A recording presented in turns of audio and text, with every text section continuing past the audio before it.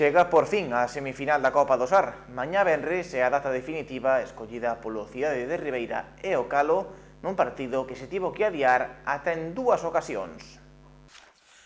A semifinal da Copa do Sar entre o Cidade de Ribeira e o Calo disputarase mañá dunha vez por todas. O encontro fixado ao comezo do torneo para 1 de maio disputarase mañá ás 8 da tarde, rodeado de polémica e no que o Cidade buscará o pase á final.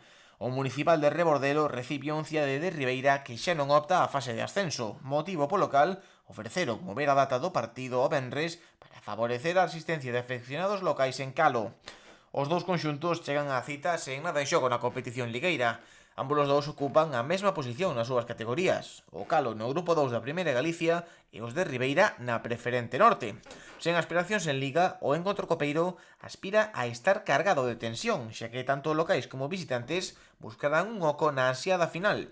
De feito, é tanta a expectación por parte do Calo que comezarán a animar o ambiente dende ben cedo para atraer o maior número posible de seareiros.